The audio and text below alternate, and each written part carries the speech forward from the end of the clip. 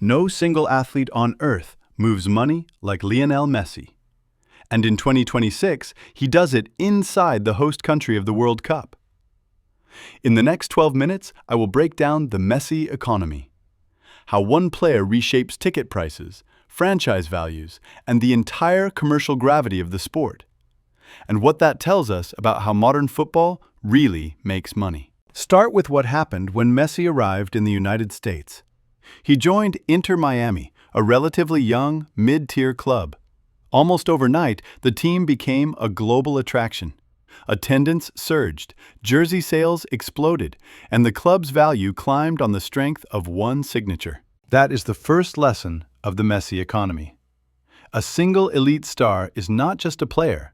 He is an asset that generates demand wherever he goes.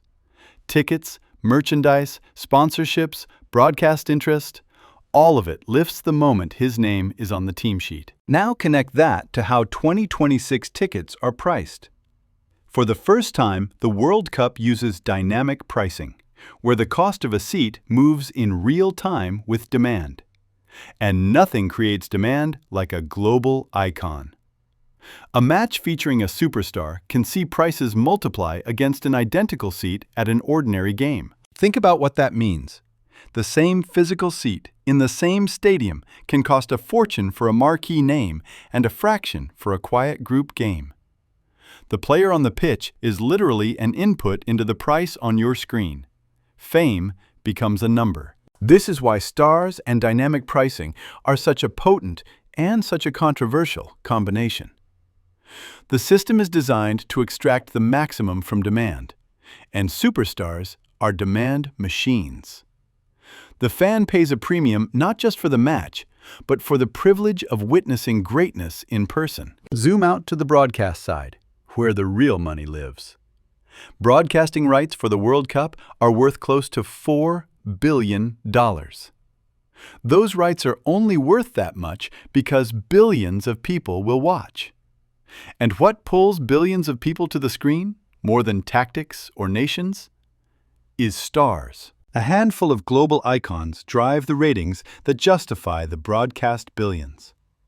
Sponsors then pay a premium, around $1.8 billion in total, to stand beside those names. The entire commercial structure of the tournament rests in part on the gravitational pull of a few faces. So when people say the stars are a sideshow to the business of football, they have it backwards. The stars are not a sideshow. They are the engine. No icons, no record ratings. No record ratings, no $4 billion rights deals. No rights deals, no machine. There is a fragility hidden in this. When so much commercial value concentrates around a few individuals, the sport becomes exposed to their careers, their health, and their decisions. An injury, a retirement, a transfer can move real money. The Messi economy is powerful, but it is also concentrated risk. It also creates a strange inequality inside the game. A tiny number of superstars capture an outsized share of attention and value, while equally skilled players generate a fraction of the commercial pull. Talent and economic value are related, but they are not the same thing. Fame compounds. For host cities in 2026, the star effect is a genuine financial variable.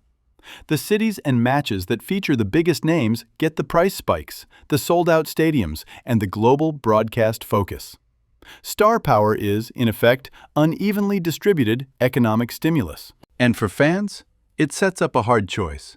To see an icon in person, perhaps for the last time at a World Cup, may cost more than ever before, precisely because the pricing engine knows exactly how much that experience is worth to you. Your love of the player is itself the input being monetized. This is the modern reality of the sport. The game is global, but its economics increasingly orbit a small constellation of stars.